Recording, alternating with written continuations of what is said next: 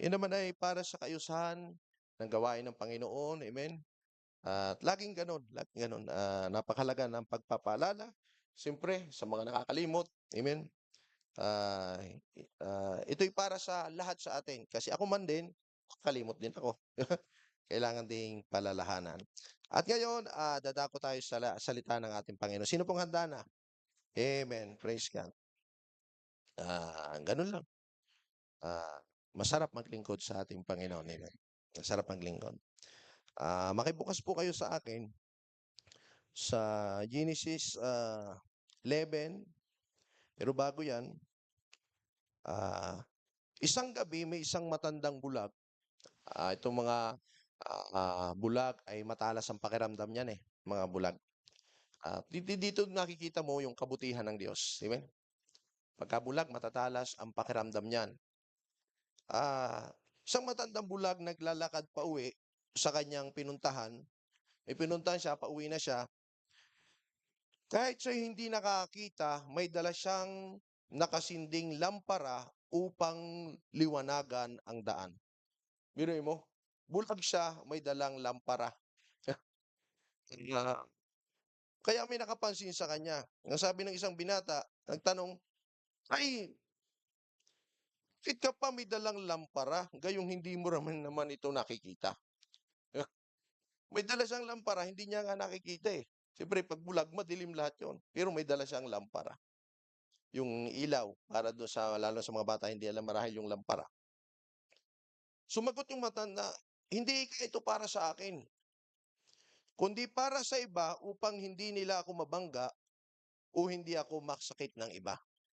Ang dala ko lampara, hindi ito para sa akin, para ako'y makaninaw, para doon sa iba, para ako'y makita nila, hindi nila ako mabangga." Mhm. 'Di ba, nakakapagtaka itong si tatay. Sa di inaasahang pagkakataon, isang lalaki ang nakabangga sa kanya. Nabangga si tatay. Sabi ng matanda, "Binangga? Hmm, hindi mo ba nakikita yung lamparang dala ko?" Sabi niya, "Naku tay, patawad, hindi kita nakita. Kasi ang hawak mong lampara, patay na po." Kaya pala nabangga, kasi yung ano niya, hawak niya, akala niya buhay pa, namatay na pala. Nabangga ngayon yung matanda, nabangga. At, dito makukuha natin, may kaugnayan kasi ito sa komunikasyon. Ang komunikasyon ay parang isang lampara, kapag hindi gumagana ng maayos, nagkakaroon ng aksidente sa relasyon. Amen? Parang pagka hindi gumagana ang komunikasyon, parang nagkakaroon ng pagkakagulo, hindi pagkakaunawaan. Kapag hindi tayo nag-uusap na maayos, maaring may masaktan at may hindi pagkakaunawaan. Huwag nating ipagpalagay na naintindihan tayo ng iba. Dapat nating tiyakin na malinaw ang ating mensahe. Katulad ng matanda. Amen? Tulad ng namatay na lampara, maaring iniisip nating naipahayag na natin ang nais nating sabihin, pero hindi pala naman naunawaan ng iba. Ang komunikasyon ay hindi lang para sa atin, kundi para rin naman sa iba. Hindi para lang sa atin, kundi ito'y para din sa iba. Ang tamang pakikipag-usap ay hindi lang para ipahayag ang ating saloobin, kundi para rin matulungan ang iba na maunawaan tayo. Amen. Kaya mahalaga ang komunikasyon. Amen. Sa ating teksto, basahin ko mga kapatid. Genesis 11:7-9. Halay kayo, tayo bumaba at diyan din ay ating guluhin ang kanilang wika, at anupat sila'y huwag magkatalastasan sa kanilang salita. Ito yung panahon ng pagtatayo ng Tore ni Babel. Tore ng Babel. Ganito pinanabog sila ng Panginoon mula riyan sa ibabaw ng buong lupa, at kanilang iniwan ang pagtatayo ng bayan. Kaya ang pangalang itinawag ay Babel sapagkat doon ginulo ng Panginoon ang wika ng buong lupa at mula roon ay pinanabog ng Panginoon sa ibabaw ng buong lupa. Ang ating teksto'y makikita natin na binulabog ng Panginoon ang masamang plano ng tao sa pamagitan ng pagkaroon ng iba't ibang wika na nagdulot ng di pagkakaunawaan. Amen. Sabi sa 11:4, kung ating babalikan, at nagsipagsabi, hali kayo, magtayo tayo ng isang bayan natin at isang muog, at ang taluktok na yaon ay aabot hanggang sa langit, at magtataglay tayo ng isang ngalan, baka tayo mangalat sa ibabaw ng buong lupa. Dito'y makikita po natin, amen, na ang kakulangan at di pagkakaunawa o ang di maayos na komunikasyon ay nagdudulot ng pagkawatak-watak at pagkalito at nagdudulot ng pagkaudlot. Amen? Kasi itong kanila talagang winasak, naudlot, iniwanan nga nila hindi na. Kasi hindi sila nagkaunawaan. Amen? Hindi ko sinasabing guguluhin tayo ni Lord. Ito yung panahon. Amen? Na kung saan ginulo ng Diyos dahil sa kawalan ng komunikasyon. Ganon din sa ating panahon, kung wala ang komunikasyon, amen, naroroon ang pagkawatak-watak, pagkalito, amen, na kung saan magdudulot marahil na sa halip na sumulong na mabilis ang gawain ng Panginoon, ay maging dahilan pa ito ng pag-udlot ng gawain sa paglago ng gawain ng Panginoon. Kapag ang komunikasyon ay napuputol o hindi magkatugma, maaaring magdulot ng kalituhan at pagkaantala sa mga layunin. Ipinapakita nito na mahalaga ang pagkakaroon ng komunikasyon o pagkakaunawaan upang magtagumpay sa anumang layunin. Amen. At ngayong gabi, bago po tayo magpatuloy, hingin natin ang pagsama muli ng Diyos sa atin pong kalagitnaan. Panginoong Banal, ikaw na Diyos na makapangyarihan sa lahat. Muli, Panginoon, kami ay lumalapit sa inyo, nakikiusap, Banal na Diyos, magpakahayag ka sa aming kalagitnaan, Panginoon, kung saan napakahalaga, Banal na Diyos, ang komunikasyon, Panginoon, sa bawat isa, Panginoon, sa amin, Banal na Diyos, upang higit mapabuti pa, Panginoon, huwag maudlot, Panginoon, ang ginagawa mo, ang gagawin mo sa iyong iglesia, Panginoon, na kung saan napaghahalaga ng komunikasyon, Panginoon, na kung saan ay hindi ito maging daan, Panginoon, ang kawalan ng komunikasyon ng pagkawatak-watak, bagkus malaya kang kumilos, magpakahayag, mangusap, Panginoon, sa aming kalagitnaan. Ngayon pa lang kiniklim na namin na mayroon ka ng ginawa, itong aming dalangin sa pangalan ni Jesus. Amen, amen. Pwede ba palakpakan mo natin ang ating pong Panginoon? Amen. The importance of communication. Sa mundo ngayon, napakahalaga ng komunikasyon. Amen po ba? Katulad nga ng sinabi ni Brother Ruby, meron daw siyang ipinatanggap, hindi niya ayaw tumanggap kasi hindi maunawaan. Dati may Bible study ako. Ang problema ko, paano ko patatanggapin? Ano siya? Bingi at saka pipi. Oo. Paano ako makikipag-communicate? Sabi ko, tanggapin mo si Jesus bilang na. So, amen. Kaya napakalaga ng komunikasyon. Sa lahat ng aspeto ng ating bubuhay, sa pamilya, sa trabaho, sa church, amen, ang maayos na pakipag-usap ay pundasyon ng pagkakaunawaan. Amen? Kaya pag minsan hindi lang nagkakaunawaan kasi kulang sa komunikasyon. Ngunit higit sa lahat, ang komunikasyon natin sa atin pong Panginoon.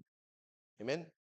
Sa kapwa, amen, ganun din sa lugar nating ginagalawan, ay may spiritual na kahalagahan. Kapag hindi maayos ang ating komunikasyon, nagkakaroon ng hindi pagkakaunawaan, hidwaan, pagkawatak-watak, kaya't mahalagang pag-aralan natin ngayong gabi. Amen. Unang bagay, amen, komunikasyon sa Diyos. Amen. Panalangin at pakikinig sa kanyang salita. Kaya napakahalaga nito. Unang Tesalonica 5:17, manalangin kayong walang patid. Alam natin ang talatang ito. Amen? Ang paraan upang tayo ay makipagkomunikasyon para sa Diyos ay alam natin, panalangin talaga. Amen? Panalangin. Alam na nga natin itong talatang ito eh. Kasi ito ay pinakamaiksi. Hindi. So, di ba? Maiksi ito pagka memory verse, ito lagi. 5:17, manalangin walang patid. Amen. O, kukunin nyo na uli yan para sa linggo. Di ba? Sunday school atol. Ang paraan, amen, ay pananalangin. At ito'y alam na nga natin, pero dapat din nating malaman na siya dapat ang pangunahin natin na kino-communicate, si Lord. Amen.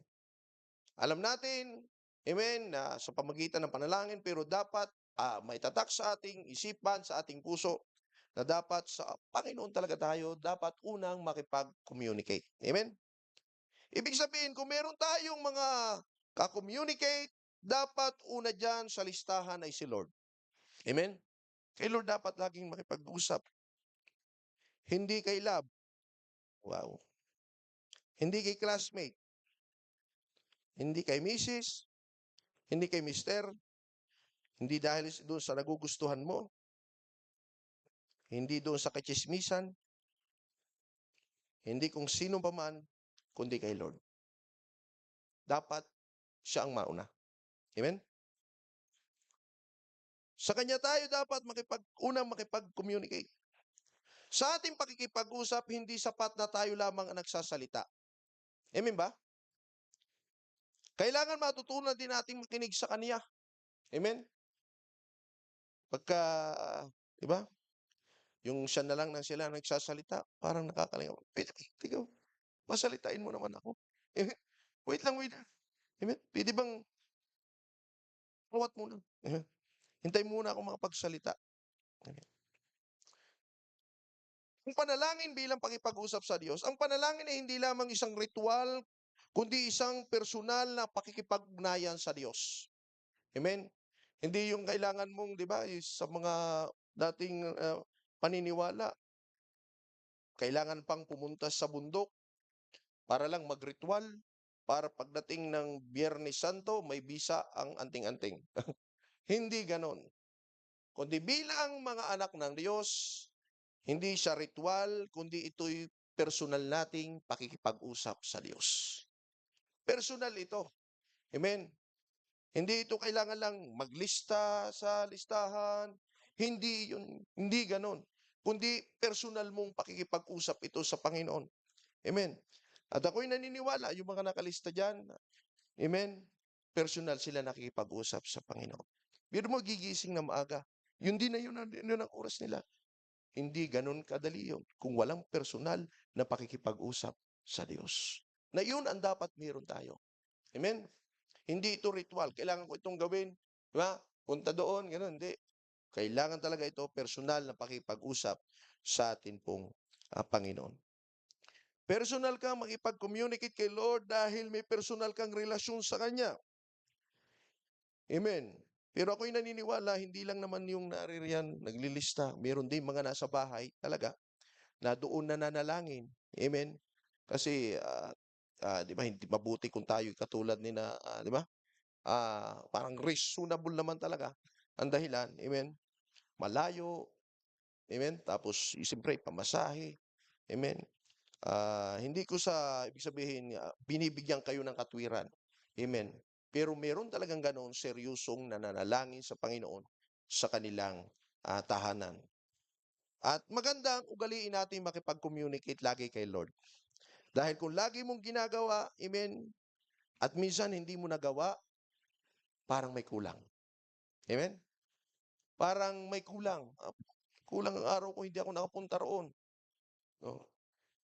Inaawat na ako. Amen. Naputput pa. Parang may kulang. Amen. Pagka hindi ka nakapunta sa church, parang may kulang.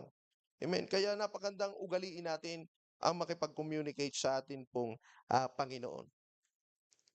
Amen. Si Daniel, pinagbawalan na nga, nanalangin pa rin dahil kinaugalian niya. Amen. Pinagbawalan na nga siya eh. Huwag na kayo manalangin, sabi sa 6:10, ito lang sinasabi Daniel.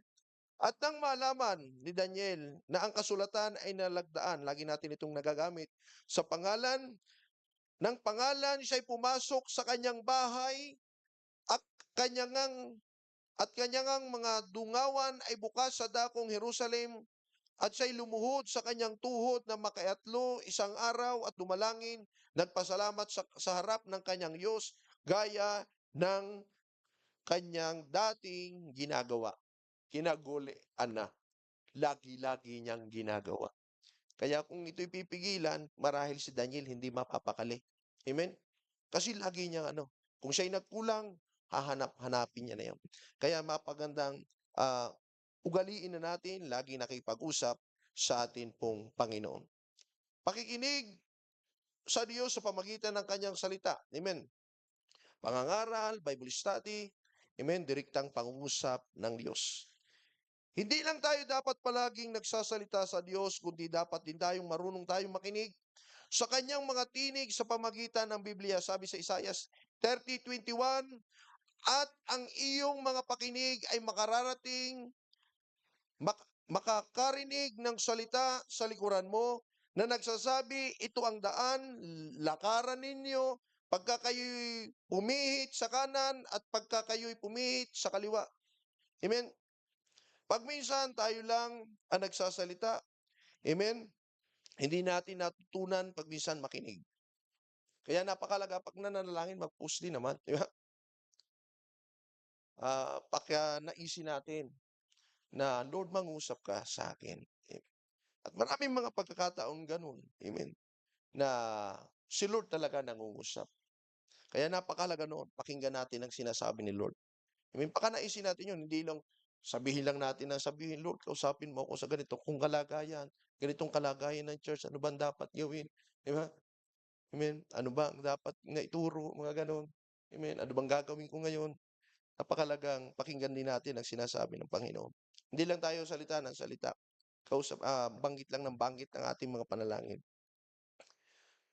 Pag minsan naman gusto nating makinig, wala naman tayong marinig. Yeah, may mga pagkataon. Gusto natin, Lord, kaya lang walang marinig. Ang hindi pagkarinig ng tinig ng Panginoon ay walang pagkakaiba. Amen? Pag minsan, na kung saan makikinig ka ng radyo, na kung saan ay hindi naka-tune in. Yung sala, ang agas-as na lang ng agas-as. Kahit anong lakas mo niyan, wala kang maririnig. Amen? Pag wala kang narinig, baka hindi naka-tune in ang puso mo. Amen? Baka hindi naka-tune in. Baka mayroong hindi tama, baka mayroong mali. Amen? Kaya dapat laging malinis ang ating puso sa harapan ng Diyos.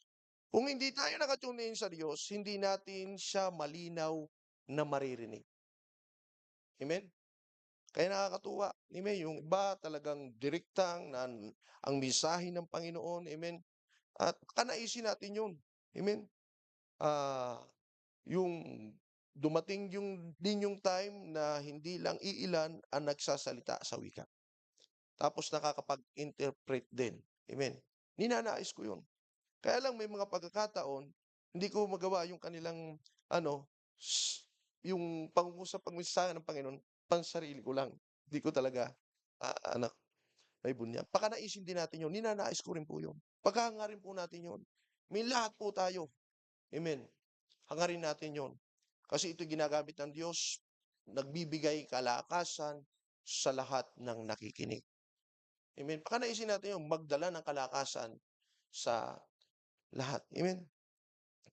Maraming taong gustong marinig ang tinig ng Diyos pero hindi nila maintindihan dahil hindi nakakonek sa Kanya. Sabi sa John 10:27, dinirinig ng aking mga tupa ang aking tinig at sila'y aking nakikilala at sila'y nagsisunod sa akin. Ang kasalanan, amen, at ang mundo ay parang yung agas-as na iyon na kung saan humahad lang sa tamang komunikasyon sa Diyos. Tulad ng radyo, amen, maraming ingay sa mundo, kasalanan, alalahanin, distractions, mga nagpapahirap sa atin na marinig ang tinig ng Diyos. Na parang ang daming bumubulong. Diba? May mga problema, may kasalanan, may aalalahanin, may mga distraction. Hindi tuloy natin marinig ang salita ng Diyos. Amen? Yung kasalanan lalo na. Sabi sa Isaiah 59 verse 2, kundi pinaghiwalay ng inyong kasamaan kayo at ang inyong Diyos.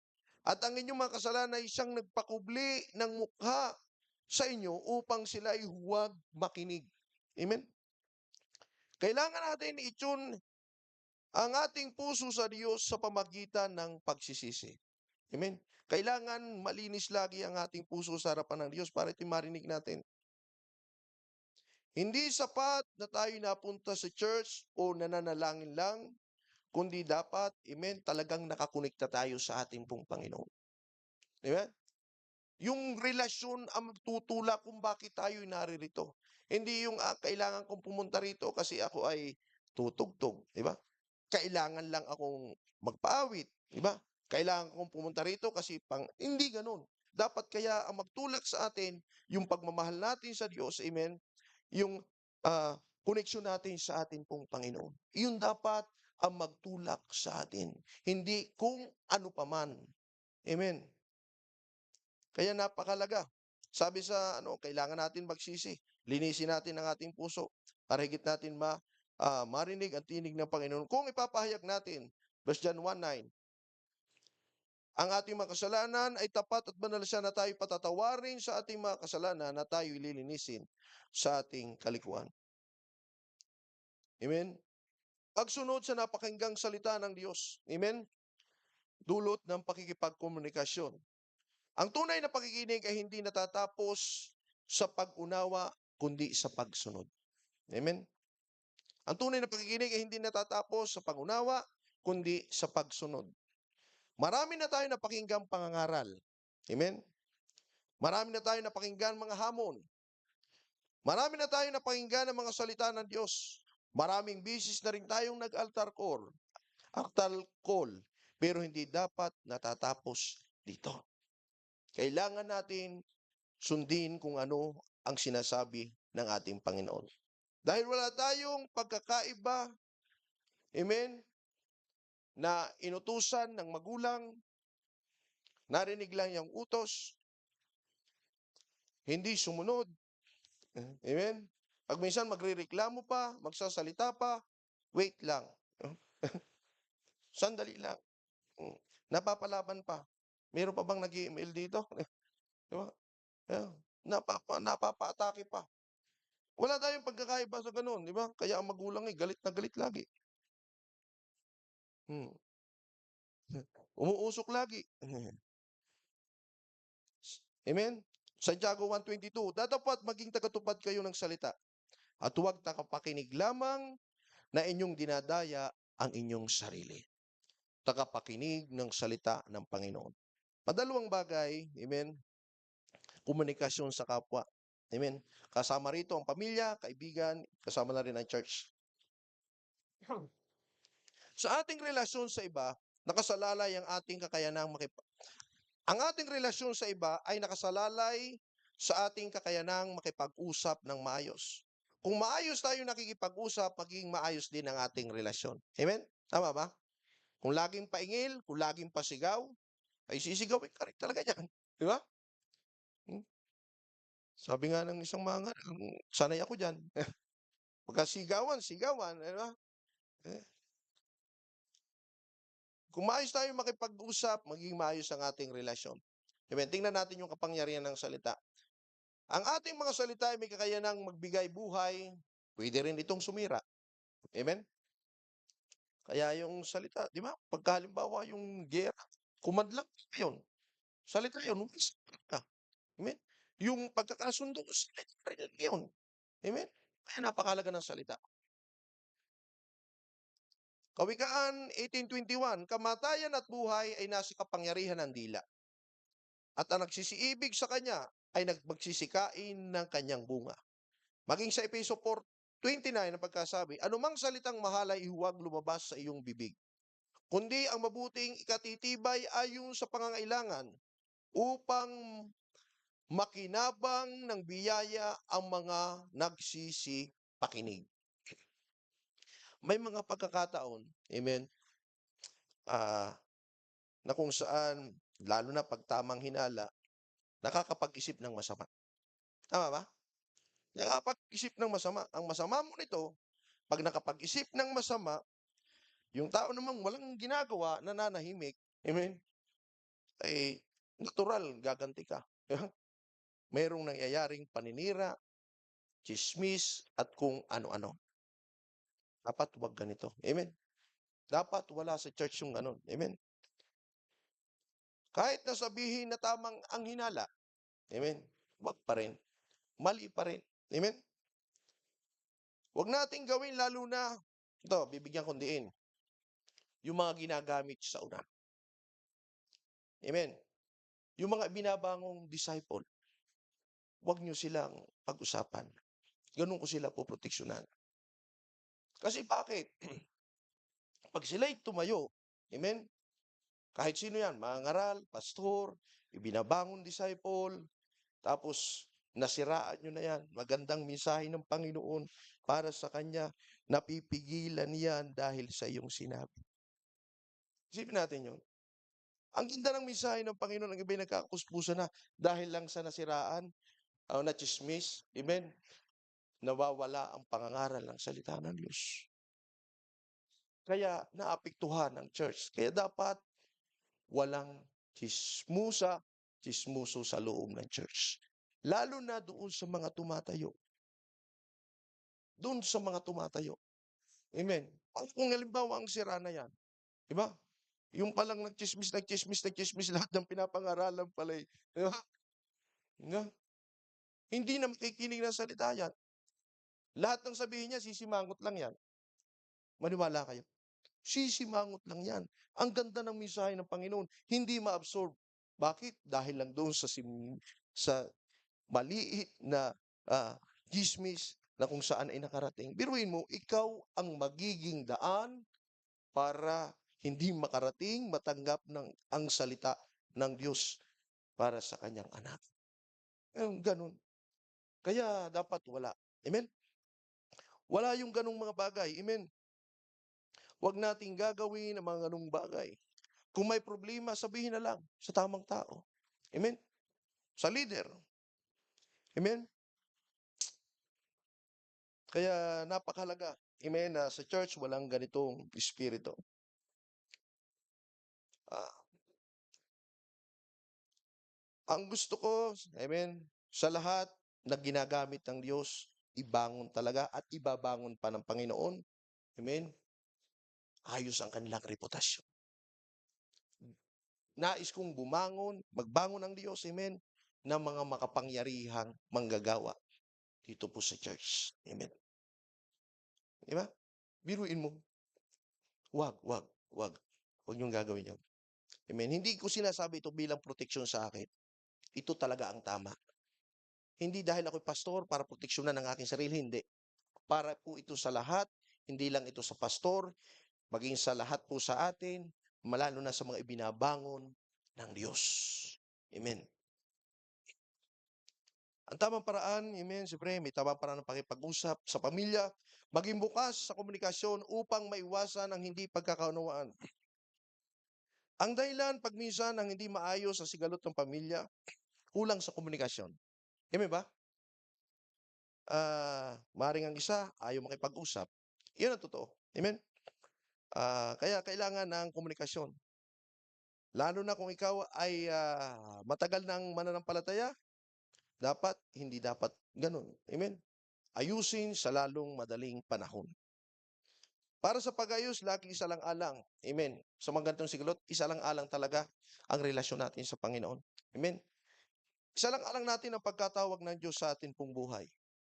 Sa church, amen, magpahayag ng katotohanan ng may pag-ibig. Efeso 4:15 ang pagkasabi. Kung sa pagsasalita ng katotohanan na may pag-ibig ay mangagsilaki sa lahat ng mga bagay sa Kanya na siyang Pangulo sa mga katuwid bagay kay Kristo. Amen. Kaya mahalagang yung makipag-communicate, napakahalaga ang iyong pagpapaalam. Amen. Halimbawa, sa pastor, napakahalaga noon. Ngayon na-appreciate ko na yung sinasabi ng aking pastor sa akin. Mahalaga ang komunikasyon. Bakit? Pagka hindi papaalam, naghahanap talaga ng pastor. Naghahanap ngayon ko lang na ano, naghahanap talaga ang pastor, nasaan na si ganito, nasaan na si ganito. Eh, hindi mo alam kung 'di ba, hindi mo kayang ipangatwiran kasi hindi mo alam, 'di ba? Kaya ako'y naunawaan ko na yung sinuturo sa'kin ng aking pastor, kailangan kayong makipag-communicate, lalo na kung ikaw ay magpapastor, napakahalaga po noon, amen. Kahit hindi magpapastor, magpaalam, hinahanap talaga kayo, amen, ng pastor.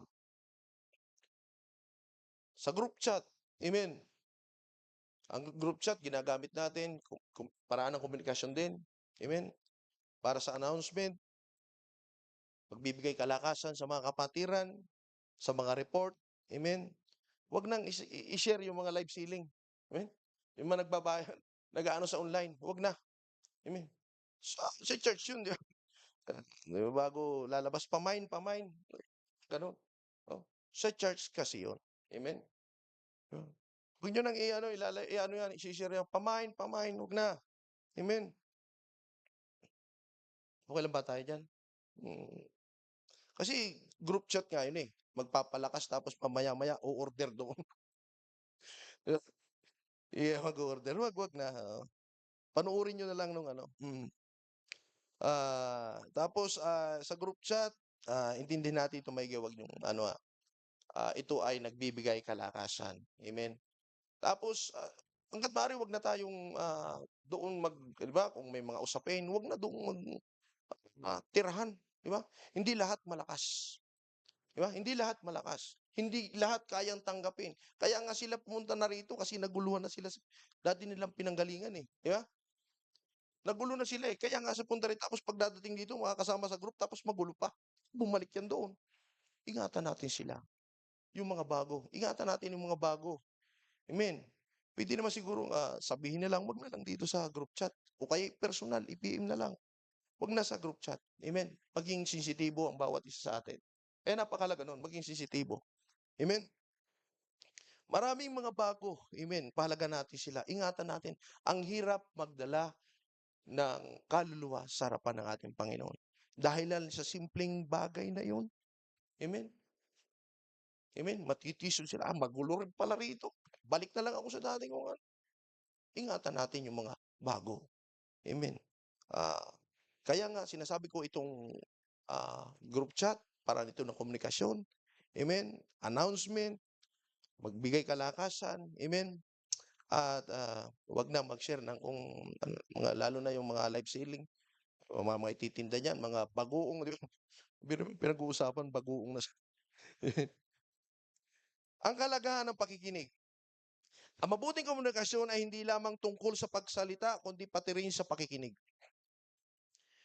Sa Tiago 1:19, "Nalalaman ninyo ito minamahal kong mga kapatid, ngunit magmaliksi ang bawat tao sa pakikinig, makupad sa pananalita, makupad sa pagkagalit."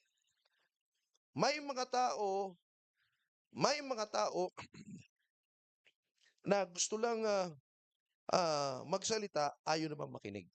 Amen. Ang taong ayaw makinig ay gusto lang siya'y magsalita, ay may-aaring, sabi rito, mayroong katigasan ng ulo. Yung ayaw makinig, maaaring may kayabangan. Yung ayaw makinig ay mayroong pagiging makasarili. Ayon sa psychology, palalim na ng palalim itong aking ano, ito ay maaaring nauugnay sa egocentrism. Ewan kung tama ang basa ko. Ang pag-iisip na ang sariling opinyon o pananaw ay laging tama at hindi kailangan pakinggan ang iba. Amen. Ito yung ayaw makinig, siya ng tama. Amen. Kailangan natin din naman makinig. Amen. Hindi lang tayo dapat magsalita. Amen. Sa Biblia, ang ganitong ugali ay tumutukoy bilang isang tanda ng kahangalan. Medyo mabigat ang salita, pero itong sinasabi ng salita ng Diyos. Kawikaan 18 verse 2, "Ang mangmang ay walang kaluguran sa pag-unawa, kundi mahiyayag lamang ang kanyang puso."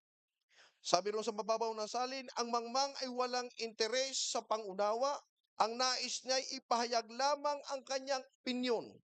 Amen. Kaya dapat marunong din tayo makinig. Amen. Iyon ang tamang komunikasyon. Hindi lang tayo dapat nagsasalita, marunong din tayong makinig sa opinyon ng iba. Amen? Kawikaan 29, verse 20. Nakakita ka na ba ng taong padalos-dalos magsalita? Siyempre naman, may may pag-asa pa ang isang mangmang kaysa kanya. Di ba? Pag ganito raw, hindi nakikinig, sariling interes lamang ang inuuna, hindi siya bukas sa opinyon at pananaw ng iba. Pag hindi nakikinig, mataas ang tingin sa sarili, iniisip niya na ang kanyang sinasabi ay may mas mahalaga kaysa sasabihin ng iba. Pag hindi nakikinig, hindi marunong magpakumbaba. Ang pagiging bukas sa pakikinig ay nangangailangan ng pagpapakumbaba upang matuto mula sa iba. Amen. Pagka ikaw daw ay nakikinig, nagpapakumbaba ka. Amen? Bilang disciple, amen, mahalagang matutong makinig.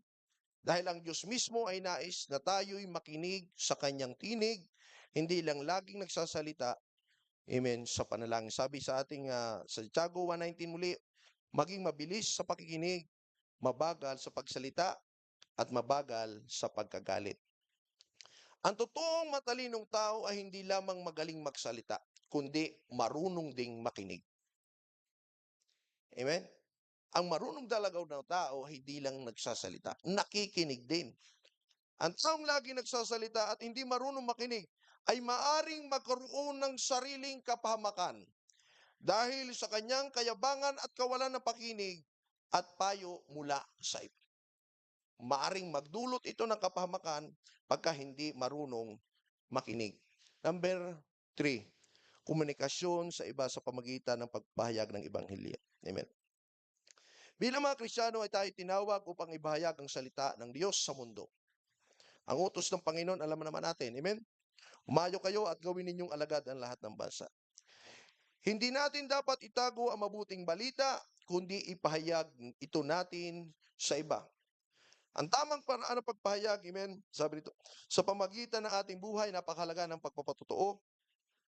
Sa pamagitan ng salita, amen, dapat ipahayag ang Ebanghelyo, huwag makipagdebate.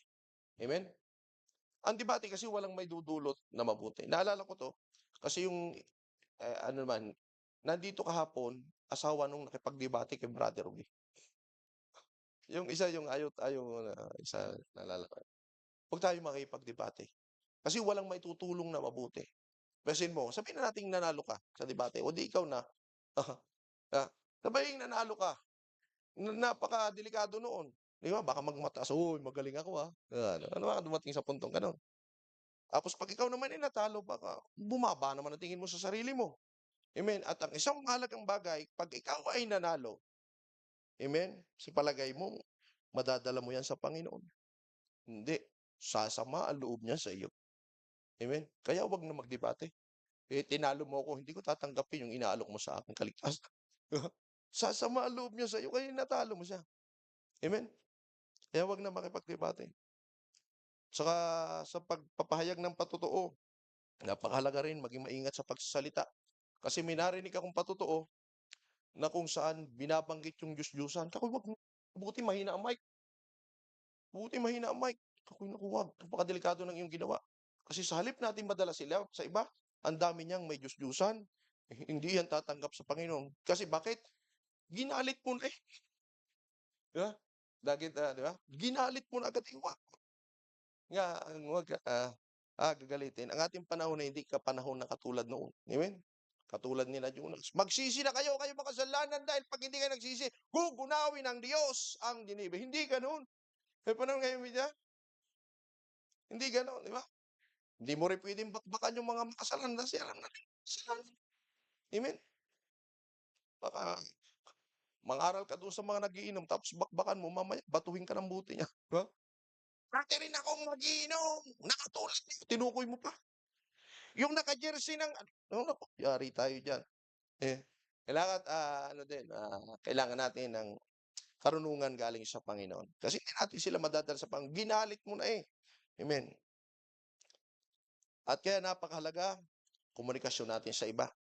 Amen. pagpapahayag ng salita ng Diyos. Huling talata, sabi dito sa Roma 10 talatang 14.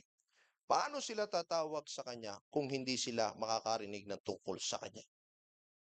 Paano sila magsisitawag doon sa hindi nila sinasampalatayanan, at paano sila magsisimpalataya sa Kanya na hindi nila napapakinggan, at paano silang makakarinig ng walang tagapangaral? Amen.